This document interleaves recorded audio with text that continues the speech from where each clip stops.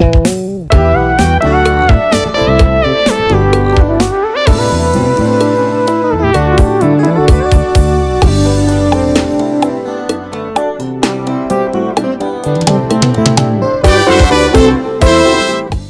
Messieurs, fidèles de la Foi TV, bonjour et bienvenue dans votre émission Bonzambe Pe Misala. Bonzambe Pe Misala, le réel plaisir de recevoir pour vous deux servantes de l'Éternel, entre autres. Je vais commencer par, comme nous dit, à tout seigneur, tout honneur, une doyenne de la musique chrétienne. Elle, c'est Maman Mami Nzungu. Elle est là, elle est venue de l'Europe. Bonjour Maman Mami. Bonjour Yaya. Bonne santé. Ça va bien. Ouais, je l'ai dit bien. Très très bien. Maman Mami Nzungu, c'est ça non? Oui. Servante de l'Éternel, chantre de l'Éternel. Oui. Et prédicatrice aussi de la parole. Ok. Oui. Bonne église, Bazolanda, ça va mon beauté. En tout cas, on a si Libota Nzambe Bambote, belé, belé, belé, belé. Une chose est vraie. Oh non, Ebisabino. Nalinga Bino Mingi. Alingaka Biso Mingi, Maman Mami Nzungu. Elle est ici avec nous, avec elle nous allons nous entretenir. Elle n'est pas seule, elle est avec notre sœur, la bien-aimée, Maman Esther Yembe Kupula, servante de l'Éternel au sein de l'église centre évangélique de la foi en Christ. Elle sert le bon Dieu à travers sa voix. Bonjour Maman Esther. Bonjour Papa Rabi. Bonne santé. Nzambazo Sunga, ça va? Oyambi Maman Mami Ndengeni. Vraiment Papa Rabi. Naebite ndeni na kukikolakisa esengo o nazanango. Parce que il y a cela des années, auto bande ko vana na télévision, tozotala ba aîné na biso, Maman Mami, okutu ndeka ka Jean-Baptiste Lobaki, asa kutu dinte ya kofungola ta basinga sandal. Mais lelo ko vanda na eboye vraiment ezaka ngolo, eza vraiment ngolo. Isaac Kangolou, c'est une grâce, on est donc avec elle, c'est une grâce aussi pour nous. Et vous qui nous suivez, cette émission, c'est une bénédiction pour vous. Et je pense que vous serez bénis à travers cette émission. Maman Mami. Maman Mami Mikolo Belé, au Faina Poto, sur scène, et Tozotuna, Maman Mami Akenda Wapi, Azosala Nini. Et où ça la musique? Oui, Yaya, nasa toujours la musique parce que le bango tout le temps, zaka pe manangai. Donc, ils appellent Mananga. Tant que nous avons salenga ngolu kolongwa Kinshasa, koke de France, ils ont na vœu mon qu'on a joué que mon ibi bende zo ben sopran ba vœu hein. Ils ont vœu mon a joué ngabi Nzambe, na besoin loko moko. Oh yo, je me tais un peu, je peux pas le dire là. Mais ça Nzambe ngabi koloso salinga ngolu wana. Ata liboso batu mi balé na bando ko baka ko yembela. Donc koyemba parce que nous on aime beaucoup koza omona bato belé ngala nzamba ta mi balé kaka na ko bakaka koyembela. Donc natika musique té naza toujours na nzela wana voire même na troisième album oh isa titre lango isa Betesa nzambe pasaki biso ngolu na 2018 je crois. Oui, 2018. Oui, toyaki awa na mois de si j'ai bonne mémoire, je vais belé. Tu vois que ça pour la sortie officielle dans Showbuzz. Nous avons vraiment grâce par rapport à l'équipe qui na bango awa. Tout ça qui nous sala na équipe qui sur place. Donc Maman Nzungu aza toujours wana. Sauf que ceux qui n'ont beaucoup plus à écranter et ça pour quand on a rien à communiquer. Na que communiquer n'angé les karaming na loyembo pour nourrir le peuple de Dieu. Mais so monique na bimina na ndimina bimasu na télévision parce que na elo muruboye na nika na bimsa communiquer ezali c'est ça. Donc moi va te comprendre a bimina télé pour parce que communiquer mo ezali donc ça dit que mutumo oyo beta kara na communiquer ngo a ça l'erreur ya mo na binte na bima pour na communiquer na bima pour na loba Maman Minzongo azali Maman Mami Nzongo azali communiquer mo ezali d'abord Maman Mami kokuta na Maman Esther, je sais que c'est une joie pour vous, kokutana lekinayo et omuna ndengenini. Uyoka Maman Esther ndengenini. En tout cas, si je veux parler de Maman Esther, beaucoup de respect à elle. Vraiment eza ka yeteza molimo na Nzambe ozo travailler na kati na ende attirer nga verrier. Donc on est déjà là trop fan ya pasteur Monique biso le to benga papa na komo na dadi na komo to benga un pasteur de la foi d'habitude. Donc il est film nyonso o ekoleka ce pasteur azawana il faut qu'on attende. Donc attiranga na ba film. Il s'est passé que il y a un film moko il y a na télévision à Bellevue. Na moni pasteur parce que ça faisait vraiment un bon moment na mon sous pasteur té. Na mon pasteur na yo ki bien habité film fona landango. Na ba moment nanga o ezara ya calme na landi histoire ezaki vraiment histoire moi bien. Na landa ki yango penza jusqu'à la fin pour ceux qui a quatre na yo ka bien. OK. Alors mais ils ont toujours un morceau moroboué, il y a cantique, ils ont mon est sonné après un moment et Cathy et sonné après un moment et Cathy tout ça. Mais cantique en est important qu'il y a une façon je comprenais pas. Alors je cherchais maintenant il y a cantique nani. Est-ce qu'il faut bien la télévision Bellevue pour tout na bango tout ça. Il y a nani. Alors je me contentais si koyo il y a kolanda ka ba film nyo so comme kobima pour na yo kanzembo wana. Si ko loko ils ont la paix entièreté, ils ont zaka mukie.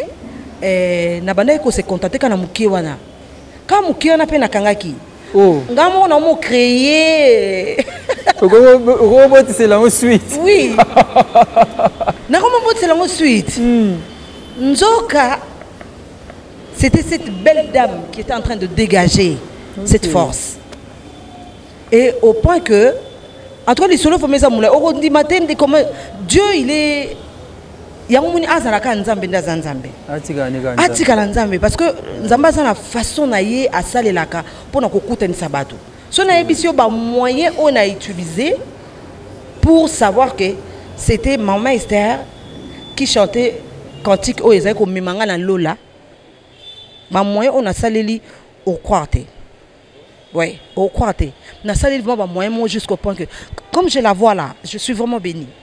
Okay. Quelqu'un va dire oh mais yoza des bisous to message na star. Wa star wa kulutu bon wa danger. Tout ça. Mais je saisis une chose de la part de Dieu que quand il y a une bénédiction qui arrive, il faut laisser l'espace, permettre aux autres il y a qu'à acquérir, il y a qu'aux joie bénédiction il y a qu'à profiter nango, c'est ça. Raison pour laquelle il y a on est nabi communiquer dans wana.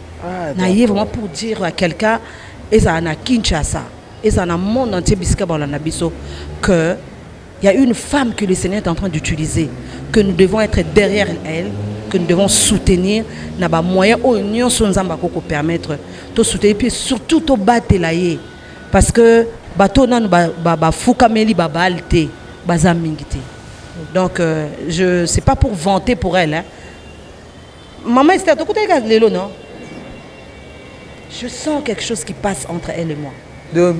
Depuis il y a beaucoup de temps lelo à 20 émissions kaka je dis à Dadi se familiariser déjà.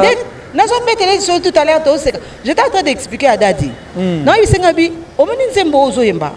C'est comme si na yoka ngo déjà et j'ai compris que koyoka ngo na yoka wapi.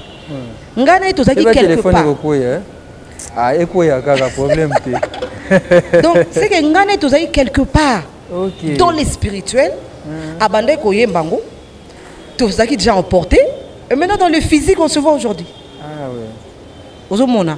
Donc communiquer dans ngwana. Je dis na ici d'abida di foka naya. Je dois rentrer. Mais n'abida di foka naya. Na bimarana vraiment na télévision soute.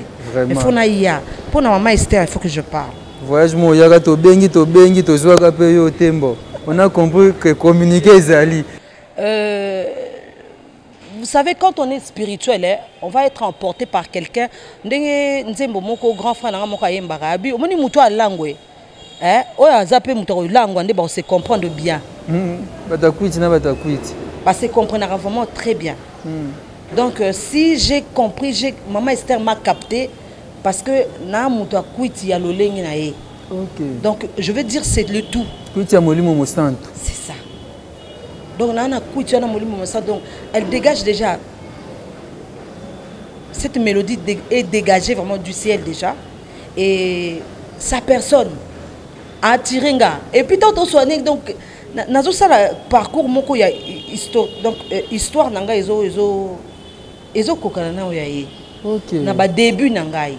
On a dit mais pourquoi pas, je dois être là. Je suis là pour la soutenir. peu importe le moyen, par rapport à la prière, le physique, on est surtout ça là. Kapona, mutu moko, il faut la saisir, il faut y un message, on va le faire, rien que pour la gloire de Dieu. Merci pour ça. À te comprendre, je pense que vous avez dit, vous voulez dire que lorsqu'un artiste musicien chrétien fait son album, il faut que l'Esprit de Dieu, l'Esprit Saint, soit derrière cet album. Très important. Ok. Très important. Parce que Moli Monanzambende a promesse oyo kolo apesa biso. Ozomona. Tangu nazo sala musala moko boye o ndeti lelo dadi azo sala ngota msusu na nzela ya kote ya. O mama Esther azo sala ngona nzela loyembo. Tangu Moli Monanzamba za sima ya o ezali projet wana. Ezokende lokwa ya za promesse. Ezokende ko guérir, ezokende ko consoler parce que ce qu'on fait là c'est comme une prophétie, non? Ezokende ma consolation. Ils ont même ma solution, le rôle de la prophétie comme dit dans la Bible. Donc ils ont même ma bébé na vie à moto, voire même ils ont même ma kokango la maya ma bébé parce que na ba statue nangai une fois na chaki nzembo oyo et moi na soso na oyemba ngonga ngona te ezo beta nango mais ngape na oyemba je suis en train de me filmer na zaki musala na yembi yango et parmi bateau yo ba talaki statue nanga mutsozo ba amen gloire à Dieu. Je disais même dans un morceau là que pour ceux qui vivent, il y a encore de l'espoir. Et ça, c'est un moko ya mwasi. Quand il y a qui maman Esther, tant ayo ki ngana zo yembango, alobi na ngabi mama mi pardon lukela nka nzembo. Nataki sa écoute maman Esther message. Abi lukela nka nzembo. Nzembo esalinga bien. Pourquoi esali bien? Azaki na ba situation oyo ezaki ko oyo comment ki ndeti blocage pour na ye. Mais tant ayo ki nzembo wana et ça lié tellement bien le bima mami naza besoin ka nzembo. Donc tu as déjà rôle nzembo pour na mutu moko bible so ba pour une âme pas à sauver une âme ouais. Donc tant kaka ye aza déjà na kati ya bonzambe mais tant ayoki nzembo na et que réconforter et que ezongisi na état moko ezaki que ko pesa force. C'est déjà une bénédiction. Merci beaucoup maman Mami Nzungu. Mission chrétien de la diaspora, je vais aller et pas Maman Esther Yembe. Maman Esther Yembe, Yaya, Mama, Kolutu Nayo, asali témoignage, moko makasi po Nayo. Je ne sais pas quoi. Yo comme maman Mami Azolo Baboy. D'abord, ça te fait comment? Et ça l'a bien makasi papa Rabi. Et ça l'a tellement bien. Et moi on a posé ma émission et bima parce que tout s'attendait à quitter quand des noms tu golo baboé maman même si tu en dois vendre tous autres la bango na makanisi na biso peut-être to bande même pas quand ça qu'un jour na ko mona na maman mami na solola na ye na pesa yembote aïb ça rappelle parcours ya vie na ye comment il s'est passé mais par la grâce de Dieu quand des tu ko za na parak to clôturer lelo parcours des artistes en Christ. Depuis l'éternité, le Seigneur avait déjà prévu. Les gens ont occupé ce parcours. Il y a maman, mamie et fortifié. Je pense que la deuxième édition, comme ça, vous allez tout profiter dans l'église et profiter d'un parcours maman, mamie. Gloire à Dieu. Et ça va vraiment bien. Et ça va bien, papa Rabi. Vraiment, de ma part, nous avons tellement béni, nous avons encouragé parce que bah ene na biso o na baloyembo na banini baza ebele. Même si peut-être biso moko peut to luka to sala avance vers bango ba accepter pété c'est pas important peut-être autant ba convoquer peut-être luka ene moko boy accepter té mais ce qui nzambe ye moko molimo santu ake ko sala musala simbi mutu moko eloto ko lo baka Yesu Masia Nazareth azwa lukumwa tombo manaye to ana likamsu to ko lo bate vraiment nzamba azwa lukumu émotion vraiment maman merci beaucoup. Nzamba zong se suya mingi na konzima ko yamba biso oyoyo Esther oyo papa Rabi nzambe kaka mami na loyembo wana titre na mwana soso ozwata oyoka banze munyo sotoka mwana soso kaka mama Esther et voilà na 8 ans monde za kaka na kati album ko bima boye nazali nangote dans un album nous sauté mais ce que tu YouTube a comment faciliter biso ko découvrir ba nzembo tant na yoka ki mona soso nde na yoka pe Yesu nde kona bolingo or na kati nango ezala ba découvert pe belé oh non yokango et puis na kobanda ko interpréter pour interpeller bateau na bayo quitter. Parce que moi je fais ça. Moi d'habitude déjà moi je soutiens. C'est comme ça que et andenge nzamba salelanga. C'est-à-dire je soutiens une personne qui a la chose de Dieu. Na soutenir ngo voir même na ko interpréter na ko lobaki ah mais ngala ça déjà na bima déjà avant maman Esther pourquoi je peux faire ça. Moi je fais pas partie de ça. Na sala makamde muli mon nzamba tinanga na sala. Donc na redécouvrir les sous. Na ebi ke na redécouvrir na facilité. Na redécouvrir sous banze mumsu na kati surtout nzembo ya bana na tshela ngo mingi ma petite nanga ya suka les petits enfants venir à moi. Donc je dis ah na maman Esther mais tu n'es pas seulement rôle osaka na musala na Congo te hein. Ouais musala partout parce que moi nanga azo bouger nango azo bina nango donc pour dire que nazana ba découvert ebelé on a aussi na kati ya ezali album ya Maman Esther et puis open un rôle nanga de ma part na osala pe mingi na faire découvrir pe lisusu bande comme lisusu on ba yeba kité hein ba yeba ba découvrir ba diamant caché na kati ya album wana.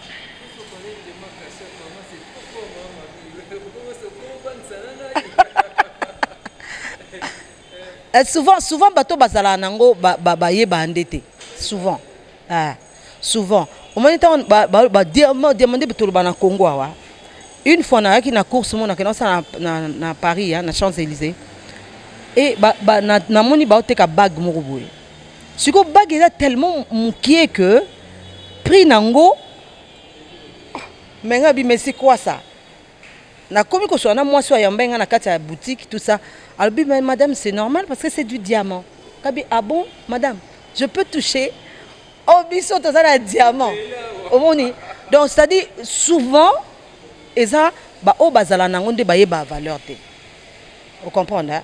C'est pourquoi non ba que c'est vraiment c'est asa diamant photo batela bien so nangana singa bino to ça sur refrain ya mona soso mais peut so ko improviser to au sali kaka elo moko na susu esa su batu mo bien bon mingi ese pesa pe Maman Esther ye moko baba sinangana yebisa moto te yoka atana bampiaka na kota bonganga te atana zangi mabota na luka na nganga te atana zangi mbongo na luka na nganga te mi pepe mbonge na simba kaka kondima ata bafingi ngai na simba kaka kondima ata balobi mabe na simba kaka kondima ata baboyi ko soutenir na simba kaka kondima pona yebi epai na Yesu nde lobiko nanga yo ezali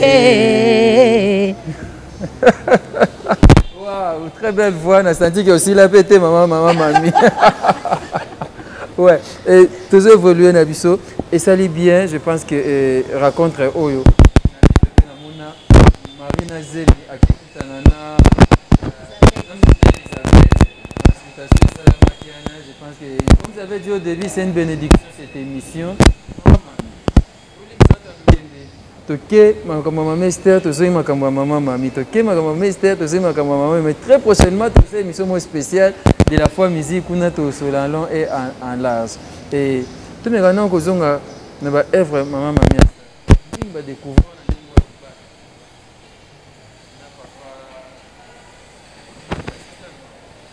na morceau na olula kilibala mwana poto batindelaki yo foto moto yebibi izaleli te yomoni ata komona te obosanaki atindaki bilili abombaki oyaye bizaleli mama nabala koina ndako makanisi ezongi Afrika liboso ya kobala tuna nzambe kaye kiadio oyo nyonso konsekansa koluka molongani na libanda olubaki okobongola ye motema lelo tosuki nde wapi libanda na Yesu bomoi ezali te mingi bakoma kolela c'est trop tard. Voilà, donc partie wana, je pense que bato bazo luka luka, bo luka sous te makanzi ezongi déjà. Très belle chanson. Toko. S'imposer au bala moko na mitema ya bato. So ba beti li solo na faut ba se référer na vocal wana. Ezaki nde. Normalement Frambuta ezanga na komi na Paris na année 2000 hein. Na komi na année 2000 septembre 2000. Ouais. Papa Mbuta ayekoya na ba janvier 2001. Ayaki ya utaki Angola, ayaki faki ayaki na contrat moko, faki ça la concert na oeza Paris. Concert na yewana esengaki bato ba accompagner. Alors le kwanga penaki koya sika nazaki un dimanche quand des aka bazo le kana l'église faki ba pesa communiquer. Et ngana koya nanga sika ezaka pe dimanche on tozaki na église to baptisaki yango dimanche d'adoration le kana ute koya sika na comment ko ça ba système wana un dimanche d'adoration tozaki vraiment ko adorer tout ça bango ba yé ba ko kuta atmosphère wana ezaki na kati de le frère Mbuta s'est intéressé à moi pour dire que ah wana nani c'est que non ça sort moko auti Kinshasa sort Mami Nzungu tout c'était à l'église de pasteur Flori Mpangi et je salue aussi mon papa. Et tant que na fait un culte à Sengi, ceux qui trop solo là, avec au Sengangai, ceux qui n'a quoi accompagner tout. On a Senga bibo, il faut parler à mon mari. À solo n'a papa bibo mais en côté à beaucoup n'a mis au travail. C'est alors on est trop même au travail na frère Mbuta. Bon interprétation ça quand moi libalaté, to bandit déjà quoi interpréter ba nzembo na ya kala ya pesa mon passage. Ba concert mingi na beta kutu ba tout le monde ba bi oh sero abeta concert na ba zemindeni. Donc tellement souvent ba concert mingi auto beta frère Mbuta j'étais enceinte naki na zemi moi na ngali boso na ba 2001 wana et ndé na comment ko interpréter même banzemo mingi ya oh déjà ba yemba to comment ko interpréter ngo ali et ça est-ce qu'on fera ça l'album na ya Don't Forget parmi l'album na Don't Forget biso to yaki ka pona ko accompagner mais ay ko tala ndé ba l'équipe qui gagne on le change pas nda mona ki que non il faut garder l'équipe. À 5 ans, biso to tikala na ye, to tikala ki pena to travail na ye. Tant ayo ça l'album ne, ya Don't Forget. Baja obongi na lokumu, nzambe na babulami, tuimbe yepoa mulami. Donc ça banzembo oyo to interpréta ki, c'est alors que derrière ye simana ye pende libota nzambe comme ko yebanga po koye banga ils ont to yezara bonne église hein. Maman Esther, elle dit que dans l'église, chaque fois on a bandé koyemba bato bayebi na Kinshasa parce que ngana moi na pasteur Alfred Sumbela donc je salue mon père et dans l'église bayeba déjà que ça maman yemba na yemba na église na Paris peut-être on a na Paris place pasteur a recommandé ngai tant na kekuna baye que ça même pas yemba na l'église mais ezaki na nzela ya papa Mbuta quand même des et comme qui communauté musu ba comme koyebanga c'est oyo azo yemba tout ça jusqu'au point que Nzamba qui ko accorder ngainde na banda carrière solo ya ngo na banda on a Je t'exalte album à Liboso après na album a mibale na kotinga mayo ndé na lelo tozana album a misatu Bethesda voilà c'est quoi maman Mami Nzungu na ngaki omi wa kosunga biso aussi biso ka ba morceau ya ba album na yo c'est vrai banzembo ya papa Mbuta nyonso yema bato ba yebi yango vraiment côté kuna des fois té misu ba yebi ko zano musicien ya maman ya papa Mbuta et au côté sapso moi aussi la sopo pour moko ya ba morceau banzembo na yo ba album na yo bimsa na banana album Alboso ya Je t'exalte hein ouais nakota nandako na yo nazwa bopemi papa bika mwana ngai tokoma kofanda na yo we pakola ngai mafuta Yesu we abongwani te yaya nanga abongwani te longa nanga abongwani te pole ngali kolotelema babengaka yo moya bosembo Tongo yango yo kolo na lingi na banda mokolo na yo na bandela elongo na yo ezalinga ina poni yo na mosala okosala na boyi yo mitungisa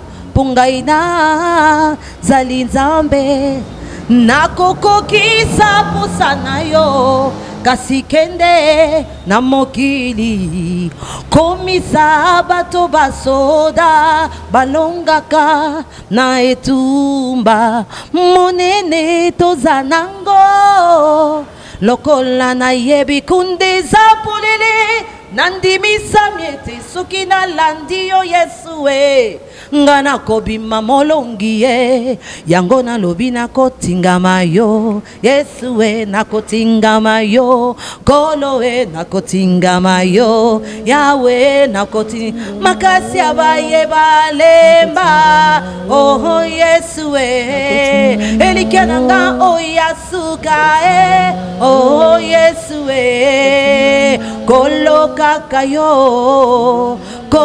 kakayo mosusu te kakayo kolo kakayo nakotingama yo ai wana bimana na 2000 nakotingama yo bimina 2005 voilà na yebi susu serano yaka pe zamba production mo betaka après ke ko bimisa des ai est-ce que ba producteur bazate ne te o sa ndeni yo mo producteur to papa.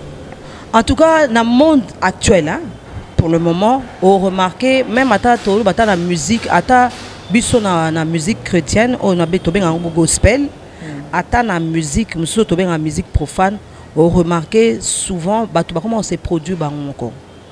Parce que les producteurs, les producteurs souvent, comment on a mis mouto à un combo. On a préféré amuser mbongonaï. À l'époque, ils ont bongoté.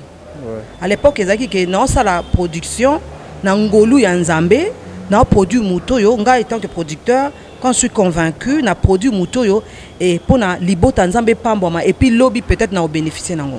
Mais le producteur bazasu na eloko anate. Il y a un moment où aujourd'hui, ce qui totalement bien, il y a plus de producteurs. Nous, quand même, on avait eu cette grâce-là. Il y a album Aliboso, producteur Azaki. Album a mis balé pena kotingama yo producteur pas Azaki.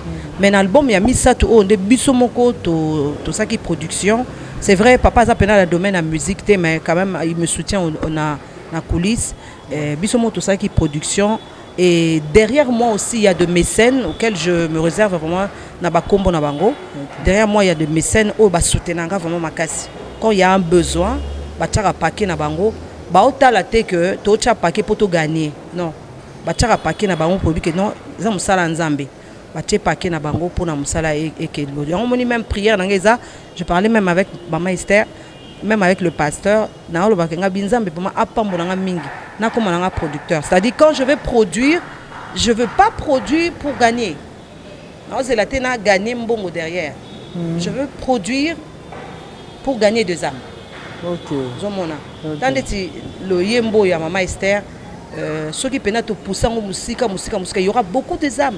Même ata ngana benga bandimi oyo peut-être au baza saisi par l'apostasie.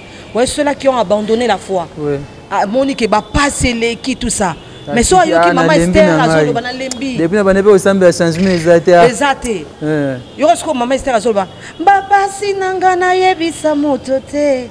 Ata na bampiaka na kota bonga bi na kota bonga ngondeni. Ngomke lukanini kuna. Eza mukolomoko kola longola ngai loboko na litama mpinzole ekolonga. Tanga yo ki yango ça soulage. Ouais, ça donne encore de l'espoir. C'est ça. Maman Esther, déjà le producteur Bazate, maman m'a expliqué tous qui nation a cité malé mais je crois très prochainement tous na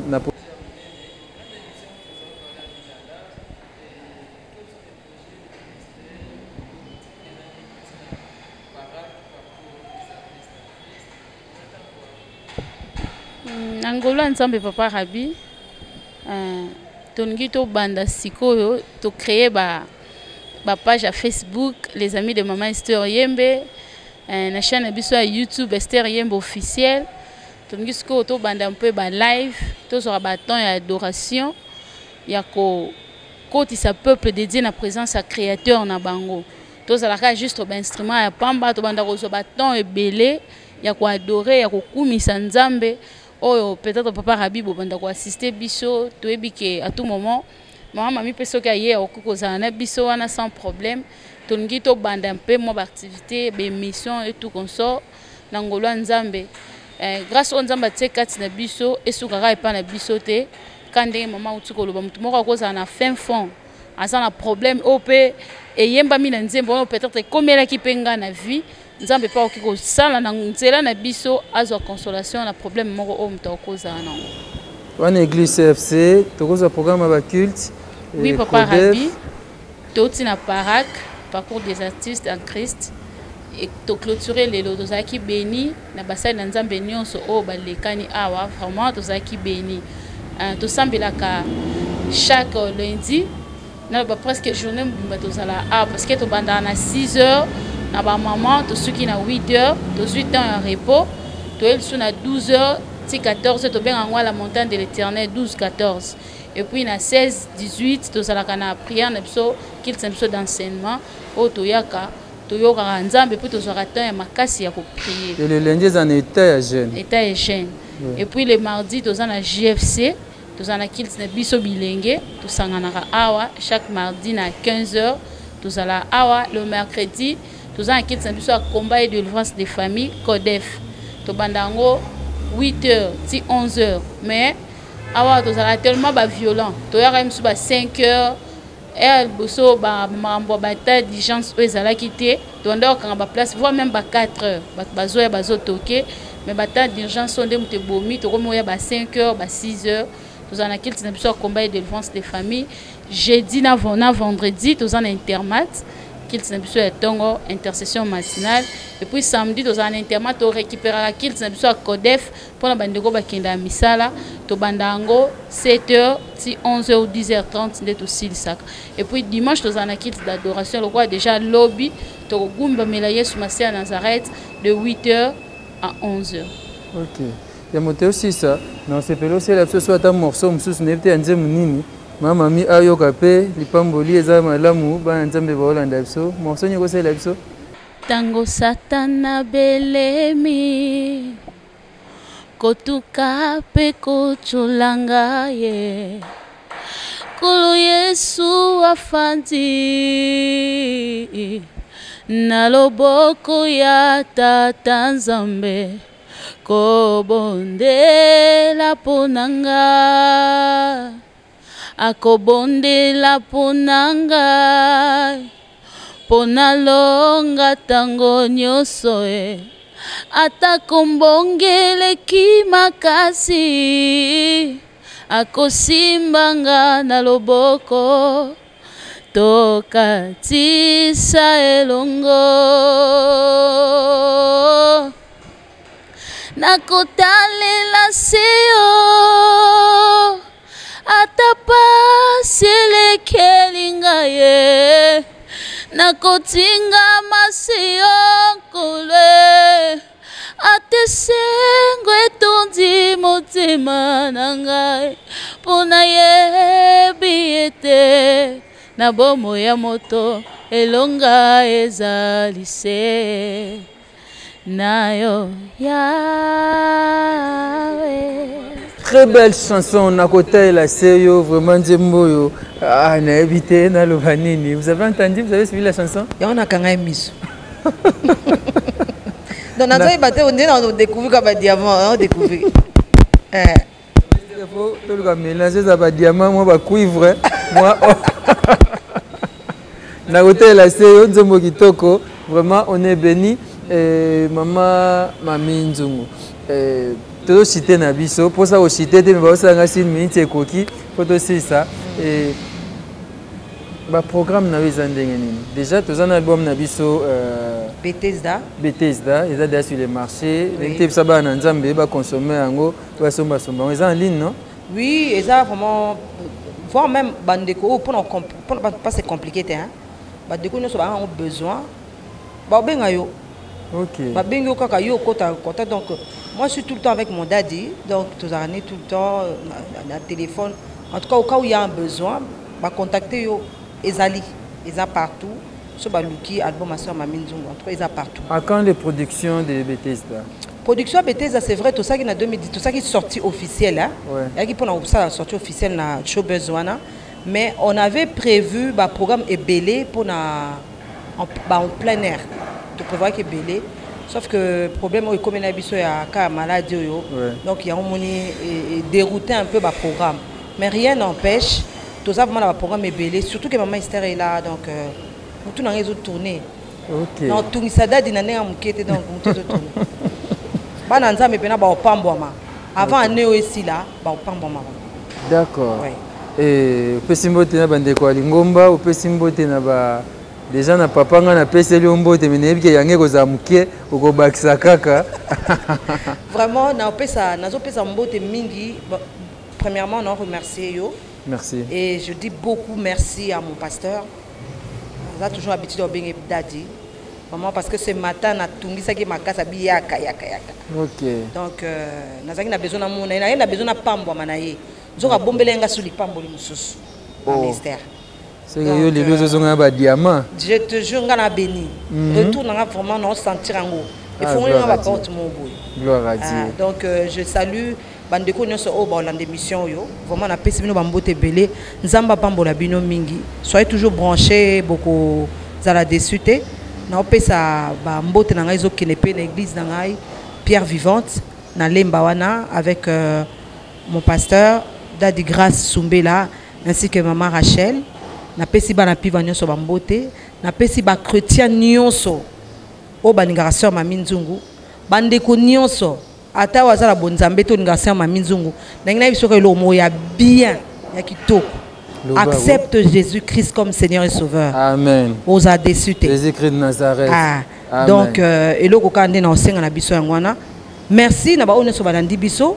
Na Paris kuna basé belé équipe nanga bandeko nyonso na travail na ba même na Kinshasa groupe mobimba ya trompette du soir autre travail na Kinshasa et ça à Paris na pesi bino ba mbote belé parce que c'est avec vous que tu arriveras à gagner na Christ Jésus. Nzamba pambola bino et surtout merci aussi à maman Esther. Maison Lambert ba mbote belé bana njili bana bandane matonge Lemba, bambote na bino place Bozali. Lambert de Paris. Lambert de Paris. Boyebi ke na bino mi surtout pasta de la foi. Obino boyebi. Abi alela bino fort. Alinga bino makasi. Nzamba pambola bino. Et pourquoi na mtungi sezakate okotika minute okena yo. Te na Lambert de Paris mtungi sezate. Koli na ozumba mo. À l'aise. O tindi wana ozumba mo. Merci à vous, maman Mami. Merci à maman Esther Yembe pour avoir répondu à notre invitation. Je pense que toi aussi, ça, dans le Yemba, moi, Soso, to Yemba, Mbatiba, Okatabiso. Le temps pour moi de désannoncer l'émission. Je dis merci à mon équipe technique. Là, je vois David Kibanza devant moi. À côté, je vois Bogo Sanderson, les nouveaux mariés, Motema Charlie Okito. Merci beaucoup à Raïs Kangi. Très bientôt, Raïs Kangi. Merci à Papa Doudou et Youmou. Merci à l'assistant Nyoso Bazawa. Merci à vous. Merci à l'homme de Dieu, le pasteur Jean-Paul Maët, à l'homme de la foi, l'homme des chiffres, les moindres. Merci à l'association de la foi en Christ. Joyeux anniversaire, Maman Odette. Maman Odette de la foi, joyeux anniversaire à vous. Merci, Maman Michel et Polo. Merci à vous tous. Merci à Fiston Bastende, international, agence Assure. Maman Rita Mayette, Maman Banébé. Merci à tous les amis de la foi TV. C'était là votre émission. J'avais resté pour vous, Maman Mami Nzungu, Maman Esther Yembe. Je pense que vos moni transmutation, derrière toute chose, il y a un esprit. Mon le pasteur Jean-Paul Maët à Lobaka. Vos moni, Maman Esther et Simi Mami Musika Zalaki Aye, Bakutana Lelonde, Bakutana Lelon, Neti Bakutana Kala. Moi, écoute. Papa sinangana yebisa mutute. Nakwesa mtu pona nini? Na bampiaka nakota bunganga te. Mbo. Mi pepe mbonge na simba kaka kundima na yebili sungia moto ezande vanite. Ata eumeli nazozela tunanga pona yebi epai na Yesu ndelo biko nanga ye ezali. Pinzoli nanga ejura kupangusango loboko na litama ejura kolongolango aputa ya motema ejura kokausango nateli ye motema nakoyoka soni te soki nazambi nasuka ngai nabelela kombo na yesu nde makasi na ngai kombo na yesu nde lobiko na ngai. Que Dieu te bénisse, maman. Merci beaucoup.